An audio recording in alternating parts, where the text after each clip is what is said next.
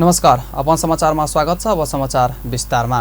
सर्लाहीको बागमती नगरपालिकाको राईमाझी चौकमा सवारी दुर्घटना हुँदा 3 जनाको घटनास्थलमै मृत्यु भएको छ। आज बिहान भैरवाबाट जनकपुर धाम जाँदै गरेको रात्रि बस रोकिराखेको लहरीमा ठोकिँदा 3 जनाको घटनास्थलमै मृत्यु भएको छ। दुर्घटनामा रूपन्देही देवदह नगरपालिकाका 75 वर्षीय कृष्ण बहादुर चौधरी, 85 वर्षीय रामवरण केवत र रूपन्देही मायादेवी गाउँपालिकाका 85 वर्षीय दशरथ कुमार रहेको जिल्ला प्रहरी कार्यालय सर्लाहीका डीएसपी दीपक श्रेष्ठले जानकारी दिएका छन्। 25 जना घाइते भएका छन्। उनीहरूको विभिन्न अस्पतालमा उपचार भइरहेको छ। लु 1 ख 8848 नम्बरको बस रोकिराखेको NL 01H 9252 को लहरीसँग ठोकिएर दुर्घटना भएको थियो। मध्य प्रदेशको नीति तथा योजना आयोगका उपाध्यक्षमा डाक्टर सोहन कुमार शाह नियुक्ति भएका छन्। मुख्यमन्त्री सतीश कुमार सिंहले उनलाई आज उपाध्यक्ष नियुक्ति गरेका हुन्। उनी जनमत पार्टीका निकट मानिन्छ। शाह करिब 1 दशकदेखि अध्ययन अनुसन्धानको क्षेत्रमा काम गर्दै आएका छन्। भारतको जवाहरलाल नेहरू विश्वविद्यालयबाट उनले स्कुल अफ सोसल साइन्स अन्तर्गत विज्ञान नीति अध्ययनमा विधावृद्धि गरेका हुन्। युनेस्कोका लागि नेपालमा विज्ञान सम्बन्धी रिपोर्ट लेखेका उनले 6.5 वर्ष मार्टिन चौतारीमा काम गरेका थिए। पैदल अनुसन्धान किताबका सम्पादक शाह गत वर्ष मध्य प्रदेशको आर्थिक सर्वेक्षण समेत गरेका थिए। उनी तत्कालीन जनता समाजवादी पार्टी जसपा नेतृत्वको सरकारको बेला योजना आयोगको सदस्य थिए। तर जसपा र जनमत पार्टी बीच विवाद भएपछि तत्कालीन मुख्यमन्त्री सरोज कुमार यादवले उनलाई हटाइदिएका थिए। जनकपुर धाममा ट्राफिक प्रहरीले भारतीय पर्यटकको मोबाइल खोसेपछि स्थानीय युवाहरूले विरोध गरेका छन्। बिहिबार दिउँसो जानकी मन्दिर नजिक नो पार्किङमा गाडी रोकेको भन्दै जानकी चौकीका ट्राफिक प्रहरीले भारतीय पर्यटकको मोबाइल खोसेपछि स्थानीय व्यापारी तथा युवाहरूले आक्रोश व्यक्त गरेका हुन्। उनीहरूले प्रहरीले मोबाइल खोसेर पर्यटकको अपमान गरेको पनि आरोप लगाएका छन्। भारतीय पर्यटकले आफूसँग भन्सार तिरेको लगायत सबै कागजपत्र रहेको भन्दै भुलवश नो पार्किङमा गाडी राख्नु पुगेको र सोही न्युमा ट्राफिक प्रहरीले मोबाइल खोसेको बताएका छन्।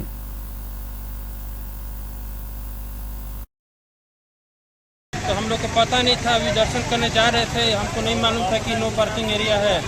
इतने में ये आए और मेरे ड्राइवर से उनका मोबाइल छीनकर और चाबी छीने तो चाबी तो ड्राइवर लेकर पहुंचा दिया अपना वहाँ पे, कहाँ इधर कहीं है पार्किंग में, मोबाइल छीन लिए यहाँ के पुलिस। कह रहे कि नो पार्किंग जोन है, बोले नो पार्किंग जोन है और इसलिए आप उसको फाइन दीजिए। और फाइन भी शायद किए, फाइन भी किए और मोबाइल भी छीन लिए। स्थानीय युवाहरूले सबै पर्यटकलाई यहाँका सबै कानुन र व्यवस्था थाहा नहुने सक्ने भन्दै एउटा सामान्य त्रुटिलाई लिएर अतिथिलाई दुःख दिनु उचित नभएको बताए। अतिथिलाई सम्मान गर्नुपर्नेमा प्रहरीको व्यवहारले नराम्रो सन्देश गएको पनि उनीहरूको भनाइ छ।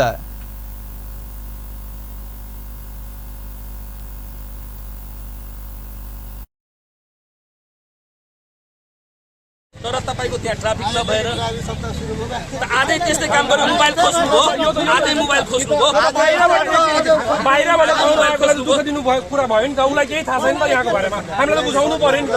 फाइन काट्नुस्, कागज लिनुस्, मोबाइल खोज्नु त उचित छैन नि।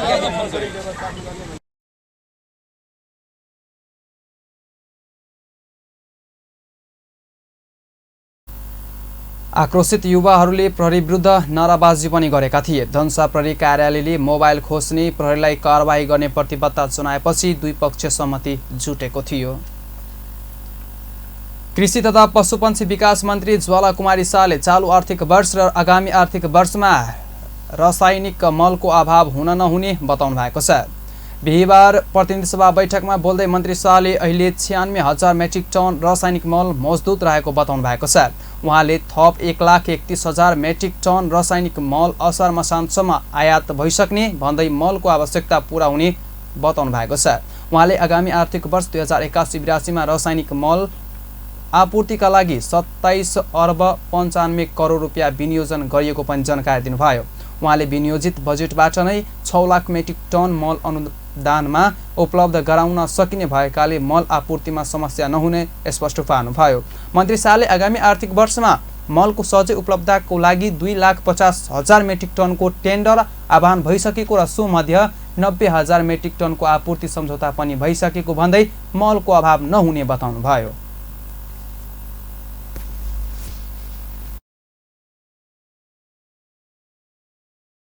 आयातित खाद्य पदार्थको गुणस्तर तथा तरकारी एवं फलफुलमा विषादी जाँचको लागि सम्बन्धित भन्सार नाकाहरू 12 स्थानमा गुणस्तर परीक्षण गर्ने खाद्य आयात निर्यात गुणस्तर प्रमाणीकरण कार्यालयहरूको लागि आवश्यक बजेट व्यवस्था गरिएको छ।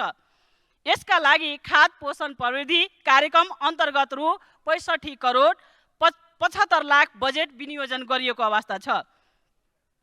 बालीजनीय कृषि उपजहरू तथा बिउ बिजनको नियमन एवं जाँच परीक्षणका लागि प्लान्ट क्वारेन्टाइन तथा विषादी व्यवस्थापन केन्द्र अन्तर्गत प्रवेश नाकाहरूमा स्थापित कार्यालयहरूबाट बिरुवा स्वास्थ्य सम्बन्धी नियमन कार्य भइरहेको छ।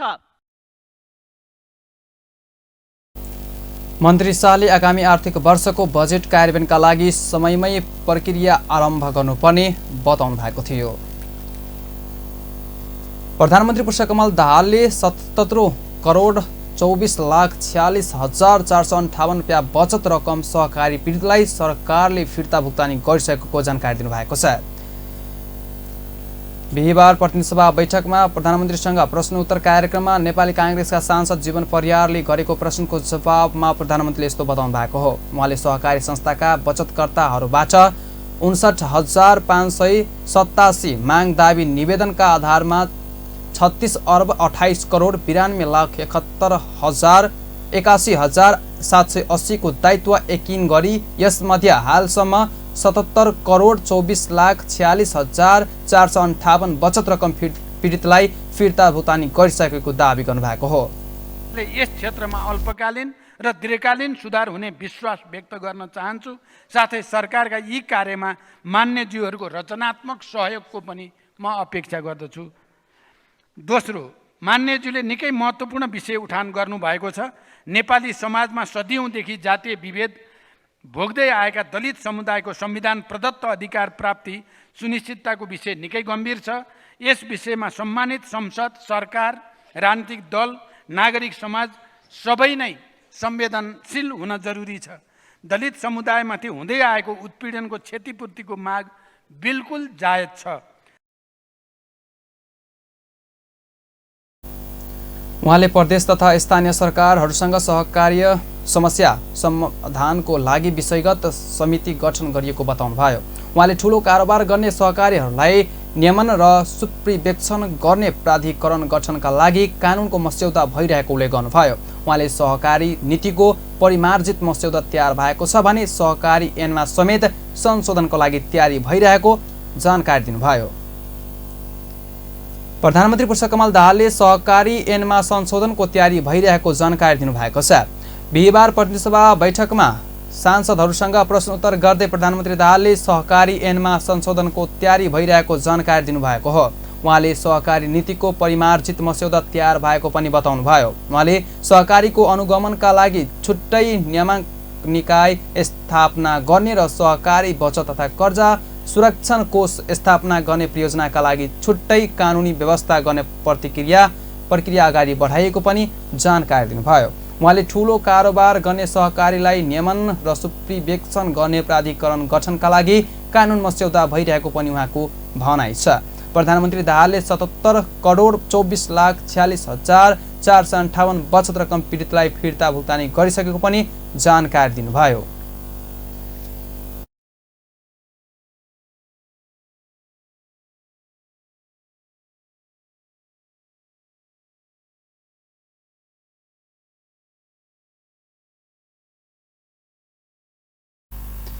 प्रधानमन्त्री दाहालले सरकारले सहकारी क्षेत्रमा अल्पकालीन र दीर्घकालीन सुधार हुने विश्वास समेत व्यक्त गर्नुभयो। प्रधानमन्त्री पुष्पकमल दाहालले भारतीय प्रधानमन्त्री नरेन्द्र मोदीको शपथ ग्रहण समारोहमा जाँदा नेपाल भारतका बीचमा भएको सम्झौताको प्रभावकारी कार्यान्वयन गर्ने विषयमा छलफल भएको जानकारी दिनुभएको छ। बिहिबार प्रतिनिधि सभा बैठकमा आकस्मिक समय शून्य तथा विशेष समयमा उठेका प्रश्नको जवाब दिँदै प्रधानमन्त्री दाहालले आफू भारतीय प्रधानमन्त्री नरेन्द्र मोदीले आफ्नो शपथ ग्रहण समारोहमा लिखित रूपमा आमन्त्रण गरेपछि आफू भारत गएको जानकारी दिनुभयो। उहाँले त्यस क्रममा नेपाल भारत सम्बन्धलाई थप बलियो बनाउने र दुई देशबीच विगतमा भएका सहमति तथा सम्झौताको प्रभावकारी कार्यान्वयन गर्ने विषयमा छलफल भएको जानकारी दिनुभयो।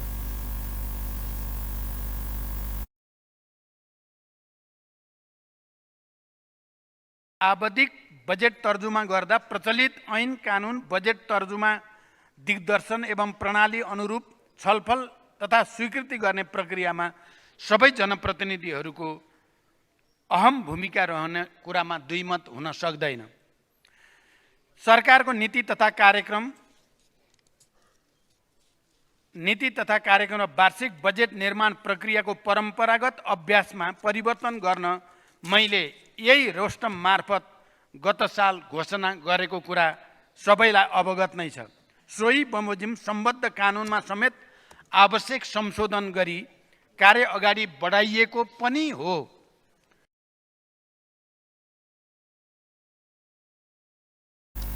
प्रधानमन्त्री दाहालले आफ्नो भारत भ्रमणले नेपाल भारतका बीच आपसी सद्भाव अभिवृद्धि गर्ने भूमिका निर्वाह गरेको पनि बताउनुभयो।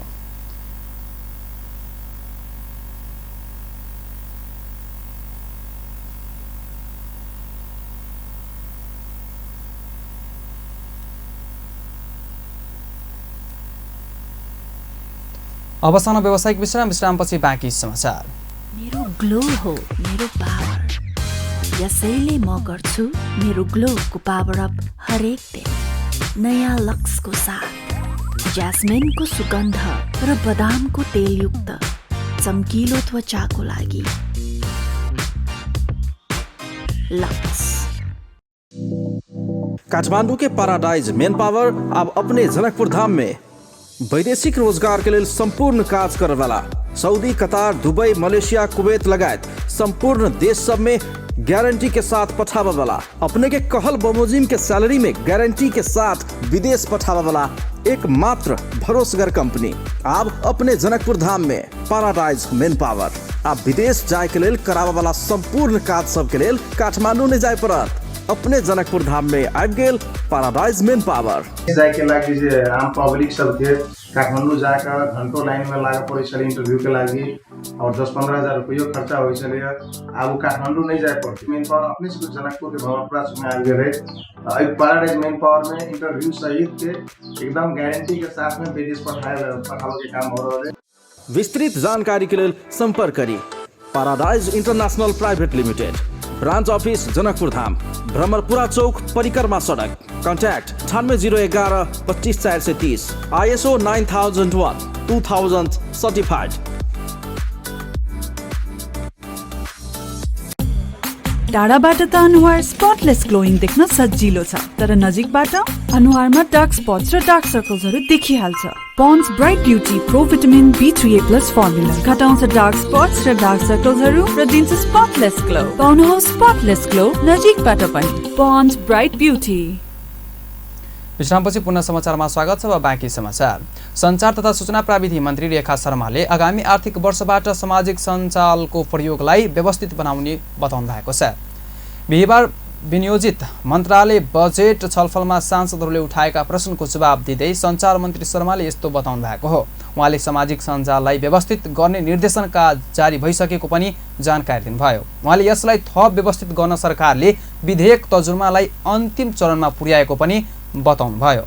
उहाँले नेपालको प्रचलित कानुन र सामाजिक सद्भाव, सामाजिक वातावरणमाथि प्रतिकूल असर नपर्ने गरी सञ्चालन हुने कुनै पनि सामाजिक प्लेटफर्म प्रति सरकारको आग्रह पूर्वाग्रह नगरेको पनि बताउनुभयो।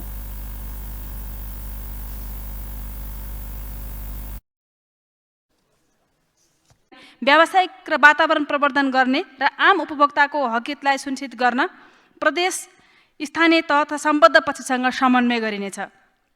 लोक कल्याणकारी विज्ञापनको प्रकाशन प्रसारणलाई व्यवस्थित र पारदर्शी बनाउँदै लगिनेछ। लोक कल्याणकारी विज्ञापन पत्र पत्रिका वर्गीकरण तथा प्रसारण माध्यमको क्षमताको आधारमा विज्ञापन ऐन अनुसार समानुपातिक रूपमा वितरण गरिँदै आएको कुरा पनि म सम्मानित सदनमा जानकारी गराउन चाहन्छु।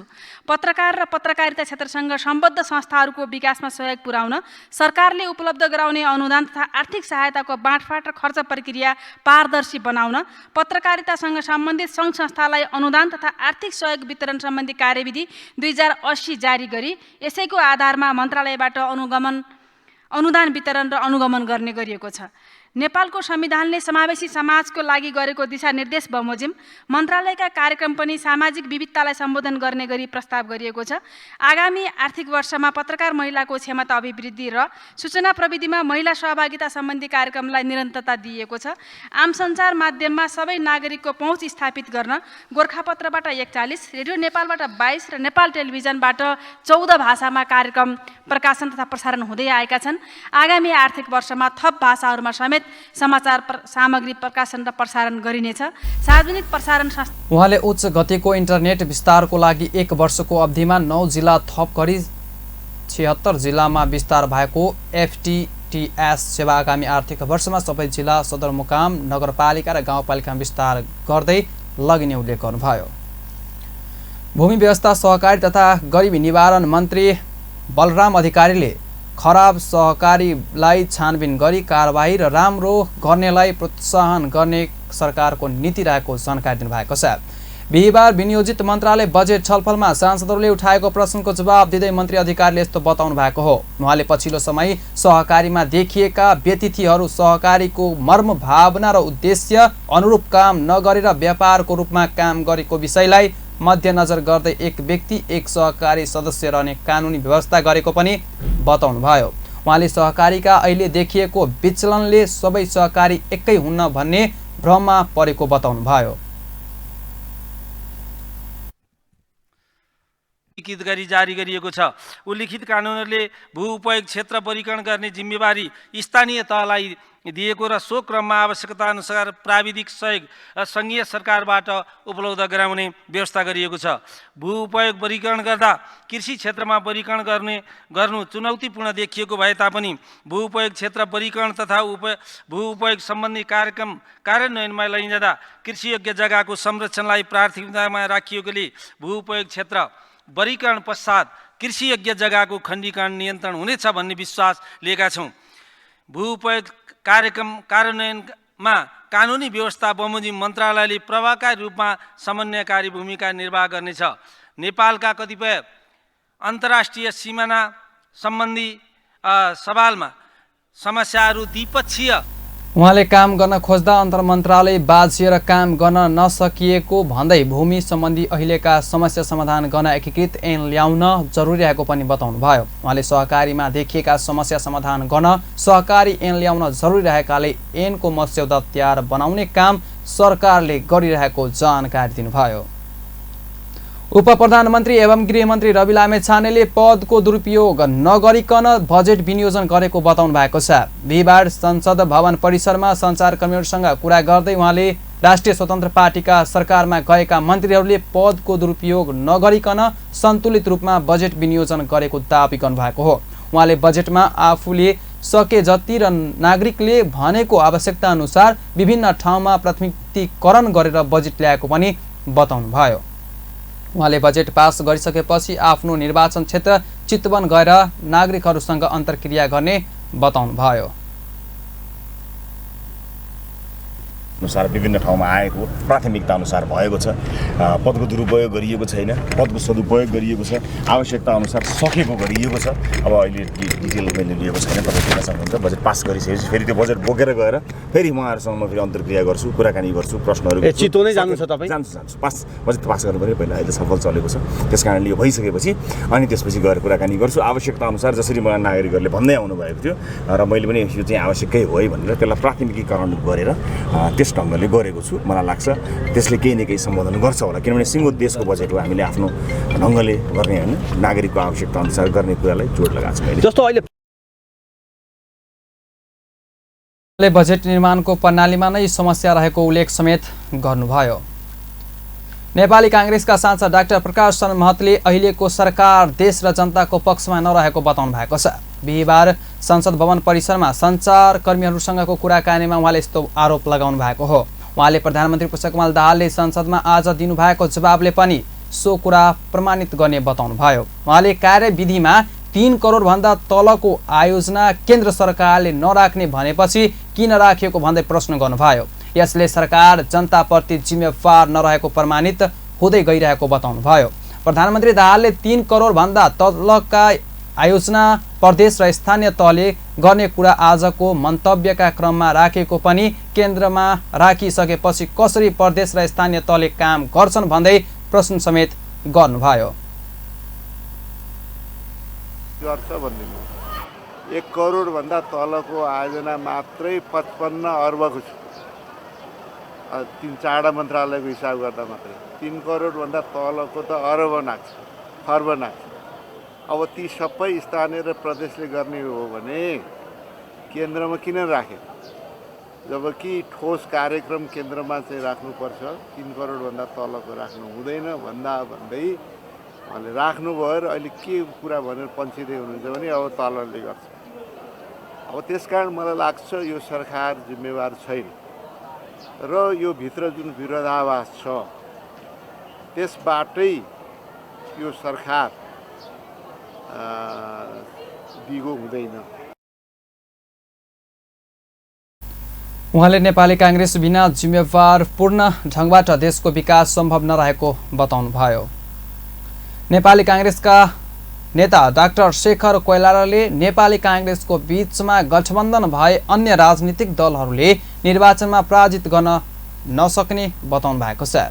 बिहिबार काठमाडौँमा आयोजित लैङ्गिक समानता अभिवृद्धि लागि नेपाल महिला सङ्घको भावी कार्ययोजना निर्माण विषयक कार्यशाला गोष्ठीलाई सम्बोधन गर्दै उहाँले यस्तो बताउनु भएको हो। उहाँले अन्तर्घात हुने भएले अन्य राजनीतिक दलहरूबीच गठबन्धन हुने गरेको भए पनि काङ्ग्रेसको बीचमा गठबन्धन गरेको खण्डमा कुनै पनि राजनीतिक दलले हराउन नसक्ने जिकिर गर्नुभयो। उहाँले महिलाहरू लैङ्गिक प्रतिनिधित्वमा राजनीतिक प्रतिनिधित्वभन्दा माथि उठ्न नसकेको पनि बताउनुभयो। अधिकार तपाईहरुको भएन, सामाजिक अधिकारहरू एकदमै भएन भने समस्या फेरि जहीँको त्यहीँ रहन्छ। त्यसकारण आर्थिक समानता, सामाजिक समानताको कुराहरूलाई पनि त्यत्तिकै ध्यान दिएर अगाडि जानुपर्ने हुन्छ भन्ने मलाई लाग्छ। आदरणीय दाजुभाइ दिदीबहिनीहरू, यो 33% सीट हामीहरूले रिजर्वेसन त गरेका छौँ।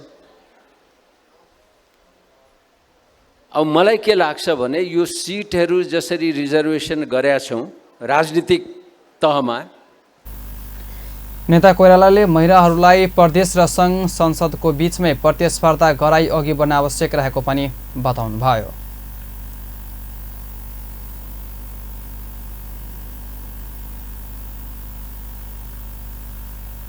नेपाली काङ्ग्रेसका महामन्त्री विश्वप्रकाश शर्माले नेकपा एमालेका अध्यक्ष एवं पूर्व प्रधानमन्त्री केपी शर्मा ओलीलाई गृहबन्धु टी एस्टेटको जग्गामा काङ्ग्रेसले कमिसन खाएर बेचेको आरोप प्रमाणित गर्न चुनौती दिनुभएको छ। बिहिबार काठमाडौँमा आयोजित लैङ्गिक समानता अभिवृद्धिका लागि नेपाल महिला सङ्घको भावी कार्ययोजना निर्माण विषय कार्यशाला गोष्ठीलाई सम्बोधन गर्दै उहाँले यस्तो बताउनु भएको हो। उहाँले 2052 सालमा एमालेकै सरकार रहेको, 2060 सालको सरकार सूर्यबहादुर थापाको सरकार रहेको, तर काङ्ग्रेसले भूमि सुधार मन्त्रालयको जिम्मा नलिएको र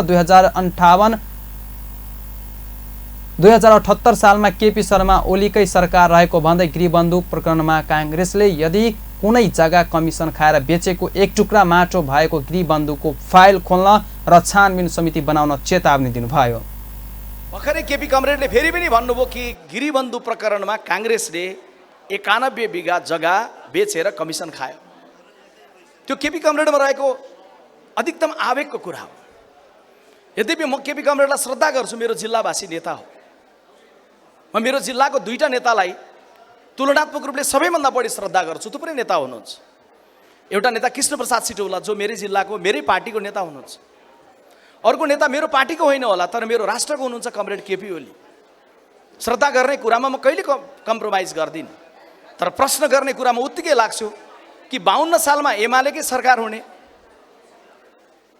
भूमि सुधार मन्त्री एमालेको हुने, 60 सालको सरकार सूर्यबहादुर थापाको हुने, भूमि सुधार मन्त्रीमा काङ्ग्रेस नहुने, 78 सालमा केपी ओलीकै टोटल सेट हुने, अनि त्यो गिरिबन्धुमा निर्णय हुँदा गर्दा यही तीनवटा सरकारको पालामा हुने काङ्ग्रेसै नभएको सरकारको दोष काङ्ग्रेसमाथि लगाउने हामी चुप लागेर सुन्नुपर्ने। उहाँको आवेग छ भन्दै गर्दा आवेगले उहाँले उठाएको प्रश्नलाई विवेकले जवाब दिनलाई काङ्ग्रेस पछि पर्छ भन्दा पर्दैन। काङ्ग्रेस महामन्त्री शर्माले आफूले सर्ता गर्ने दुई नेतामा ओली र काङ्ग्रेस नेता कृष्णप्रसाद सिटौला रहेको पनि बताउनुभयो। नेकपा एकीकृत समाजवादी क्रसर उद्योग नवीकरणको माग राख्दै आन्दोलनमा उत्रिएका क्रसर व्यवसायीहरूको आन्दोलनलाई ऐक्यबद्धता जनाएको छ। बिहिबार माइती घर मण्डलामा पुगेर पार्टीका प्रमुख सचेतक मेटमणि चौधरीले क्रसर व्यवसायीहरूको आन्दोलनमा पार्टीको तर्फबाट ऐक्यबद्धता जनाउनु भएको हो। सो क्रममा उहाँले पार्टीले क्रसर व्यवसायीहरूको आन्दोलनलाई महत्त्वपूर्ण आन्दोलनका रूपमा लिएको र पार्टीको आन्दोलनप्रति ऐक्यबद्धता रहेको पनि बताउनुभयो। उहाँले सरकार आन्दोलनकारीहरूका माग सम्बोधन गर्नेतिर भन्दा खुर्सी जोगाउने कुरामा बढी केन्द्रित भएको आरोप लगाउनुभयो।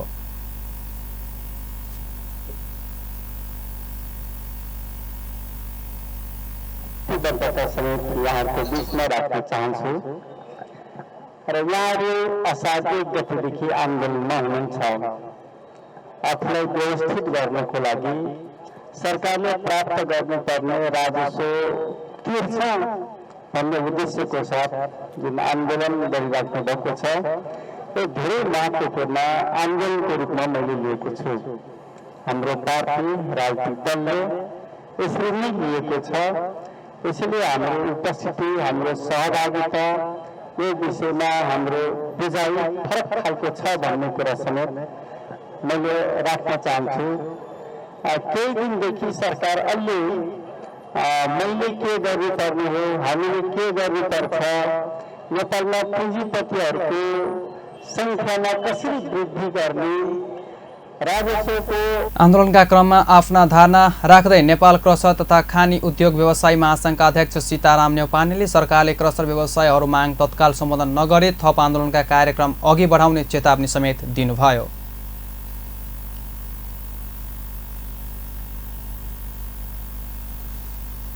जाने क्षति राज्यले बेहोर्ने क्षति पनि हामी उद्योग व्यवसायीहरूको क्षति भएको कारणले गर्दा सरकारले यस्ता मुद्दाहरूलाई चाँडैभन्दा चाँडो सम्बोधन गरेर निमित्त नेपाल सरकारलाई ध्यान दिनुहोस् र सरकारले चाँडैभन्दा चाँडो सम्बोधन गरोस् र यसबाट हुने क्षतिप्रति सरकारले सहयोग दिनुपर्ने अहिले हाम्रा कुराहरूलाई सम्बोधन गर्ने अवस्थामा नपुगेर त्यो घटना भयो र त्यसरी यातायात व्यवसायीहरू नै सडकमा यसको जवाबदेता नेपाल सरकारमै हुनुहुन्छ। हामीले त्यसको जवाबदेता दिन सक्ने छैनौँ किनभने त्यो ठुलोसँग जोडिएको र दिल्लीको पार्लियामेन्टसँग जोडिएको सम्बन्धको कारणले गर्दा अब हाम्रा कामदारहरू पनि नेपाल क्रसर तथा खानी उद्योग व्यवसायी महासङ्घले सरकारले क्रसर उद्योगीहरूको नवीकरण गर्ने कार्यलाई व्यवस्था गरेको असार 1 गतेदेखि आन्दोलन गर्दै आएको छ। नेपाल प्रहरीले 4 किलो 504 ग्राम लागु औषध कोकिन सहित 4 विदेशी नागरिकलाई पक्राउ गरी सार्वजनिक गरेको छ। बिहिबार नेपाल प्रहरीको लागु औषध नियन्त्रण ब्युरोले पत्रकार सम्मेलन मार्फत उनीहरूलाई सार्वजनिक गरेको छ। पत्रकार सम्मेलनमा प्रहरी नायब उपरीक्षक एवं लागु औषध नियन्त्रण ब्युरोका सहायक प्रवक्ता प्रेम बहादुर साईले विभिन्न मुलुकबाट नेपाल प्रवेश गरी शङ्कास्पद गतिविधि गर्ने विदेशी नागरिकहरूको निगरानी गर्दै जाने क्रममा उनीहरूलाई लागु औषध कोकिन सहित पक्राउ गरिएको बताएको छ। उहाँका अनुसार जेठ 27 गते फ्लाइ दुबईको उडानबाट नेपाल आएका वर्ष 68 का तान्जियन नागरिक डोनाल्ड ज्याक्सन माबुवागालाई काठमाडौँ 16 ठमेल स्थित एक होटलबाट अवैध लागु औषध कोकिन 18 क्याप्सुल सहित पक्राउ गरिएको थियो। जेठ 30 गते इमिरेटेक्सको उडान मार्फत ब्राजिल हुँदै नेपाल आएकी 33 वर्षकी बोलिभियन नागरिक लाउरा त्रुजी टिकोनलाई पक्राउ गरिएको पनि जानकारी दिएको छ। त्यस्तै असार 1 गते कतार एयरको उडानबाट नेपाल आएको भेनेजुएलाका 39 वर्षीय सिमोन एन्टोनिया एन्फोजन राजालाई काठमाडौँ 26 स्थित एक होटलबाट शङ्कास्पद रूपमा बसिरहेको अवस्थामा पक्राउ गरिएको पनि जानकारी दिनुभयो।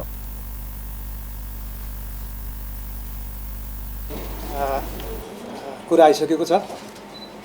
यसमा म तपाईलाई लिङ्क चार्ट मार्फत नै देखाउँछु।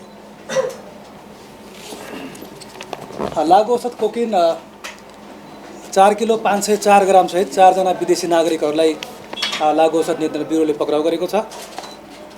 यसमा तान्जानियन नागरिक बोलिभियन नागरिक, त्यसै गरिकन भेनेजुलियन, त्यसै गरिकन इन्डियन, यसमा 4वटा देशको नागरिकहरू पक्राउ परेका छन्, जसमा 2081 2/27 गते कोकिनका क्याप्सुलहरू डेलिभरी दिने क्रममा भारत मिजोरम बस्ने वर्ष 27 की भारतीय नागरिक लाल रुत अन्साङ्ग्रीलाई भारतको नयाँ दिल्ली लैजाने लागेको अवस्थामा पक्राउ गरिएको बताउनुभयो। बरामद गरिएको लागु औषध कोकिनको अवैध बजार मूल्य अन्दाजी 15 करोड 76 लाख हुने प्रहरीले बताएको छ। T20 विश्वकपमा सहभागी भई नेपाली राष्ट्रिय क्रिकेट टोली स्वदेश फर्किएको छ। टिम बुधबार राति र बिहिबार बिहान गरी 2वटा समूहमा बाँडिएर स्वदेश फर्किएको छ। कुशल भुर्तेल, सोमपाल कामी, आसिफ शेख, करण केसी र अविनाश बोरा लगायतको समूह बुधबार राति 10 बजे विमानस्थलमा ओर्लिएको थियो भने कप्तान रोहित कुमार पौडेल, दिपेन्द्र सिंह ऐरी, सागर ढकाल, सन्दीप जोरा लगायत बाँकी रहेका खेलाडी तथा अफिसियल आज आएका हुन्। T20 विश्वकप अन्तर्गत नेपालले 3 खेल खेलेका थिए। समूह डीमा रहेको नेपालले नेदरल्यान्ड, दक्षिण अफ्रिका र बङ्गलादेशसँग खेलेका थिए। सबै खेलमा नेपाल पराजित भएको थियो भने श्रीलङ्काको खेल वर्षाका कारण रद्द हुँदा 1-1 अङ्क पाटिएको थियो। हस्त अहिलेलाई यतिकै। पल पल खबर, तेज नजर, हेर्दै गर्नुहोला अपन टेलिभिजन। नमस्कार।